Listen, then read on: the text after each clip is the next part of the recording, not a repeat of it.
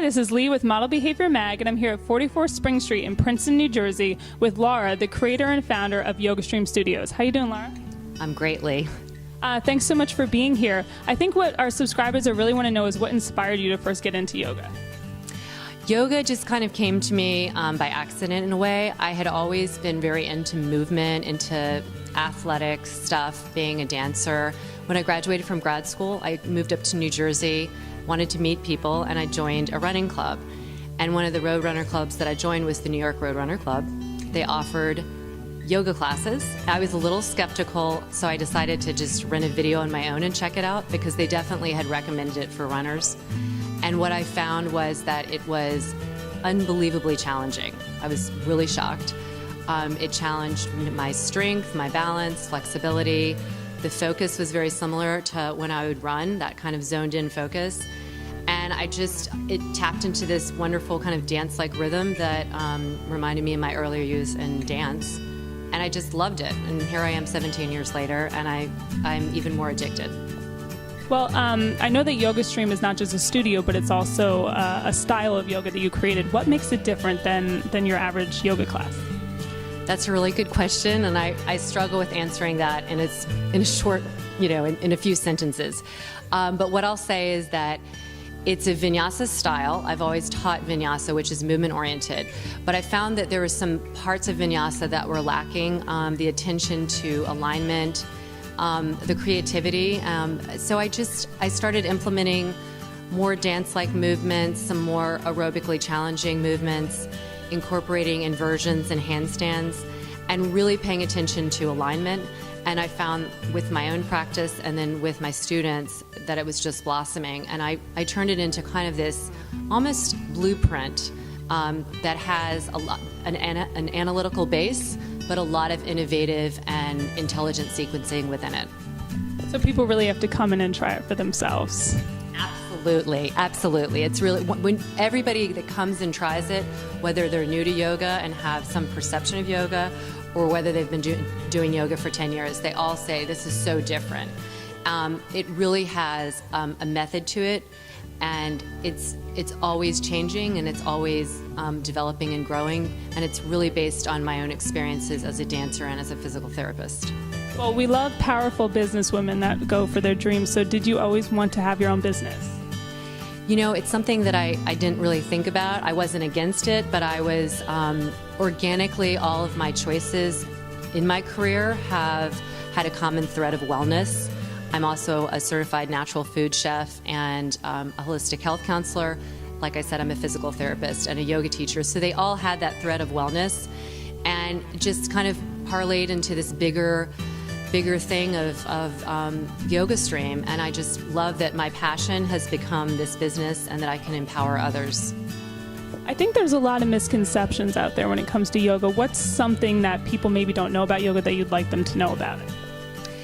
I think that the one thing is that it's as wonderful it is physically, it's as beneficial mentally. And the body, in my type of yoga and YogaStream, the body is a vehicle for that transformation. And unlike some other forms of fitness where you might, work into it and then it's over with, yoga is it's a lifelong practice. It's really about sustainability and improving and evolving. And I think that for the Western mind, that's the best thing about it, but that's also the most challenging thing. And I think once we really embrace the fact that we're never going to get it, that it's always a practice, and that's where the kind of magic happens, just showing up over and over again, practicing, and feeling the transformation physically, but also mentally. Well, if you had a recipe of 3 things for better health, what would that recipe be? Well, I love recipes, although I don't always follow them, but I would say first thing for wellness or for optimal health would be self-love. And I mean that not in the woo-woo type of way, but really in the form, the embodiment of power and compassion, confidence, joy, all within yourself, because that then leads to all the making good decisions in life. Who you're going to partner with, who are your friends, what kind of food you eat, how you take care of yourself, what kind of job you have. If you love yourself and you are fully confident in your own person, then all of life's decisions are going to come from that platform of self-love and self-worth. So that would be the first thing. The second thing is other love, and that's in the form of friends, family, community. It can be in the form of human or non-human companions. We all get a lot of love and affection from animals. And I feel like life has a lot of twists and turns, and if we have people that love us and support us, then that'll help us stick to our values and stay on track.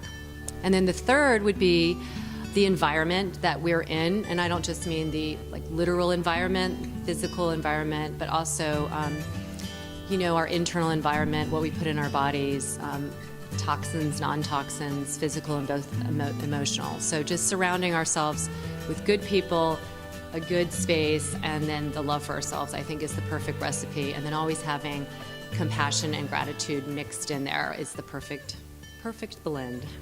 Well, I'm going to try to follow that recipe.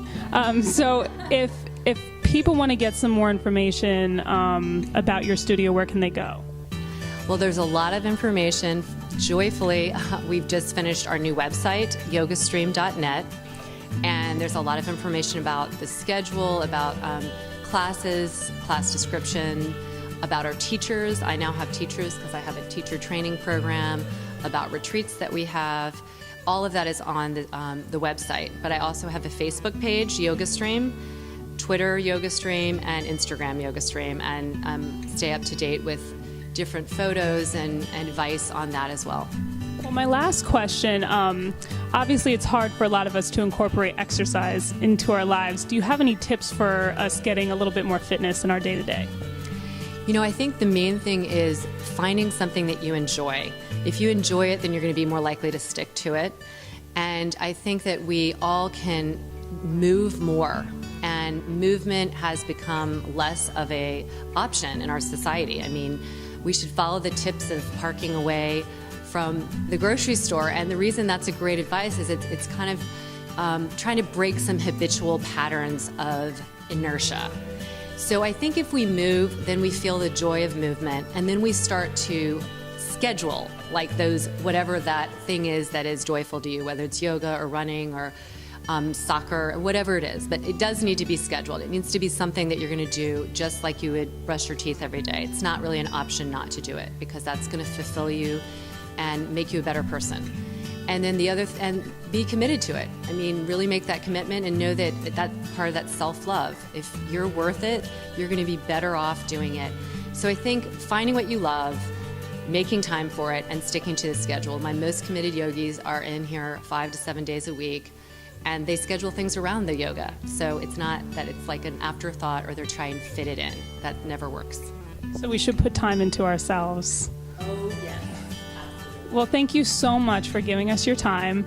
Come down to Princeton to YogaStream. Check it out for yourself. Go to the website and start incorporating a little bit more fitness and peace of mind into your daily life.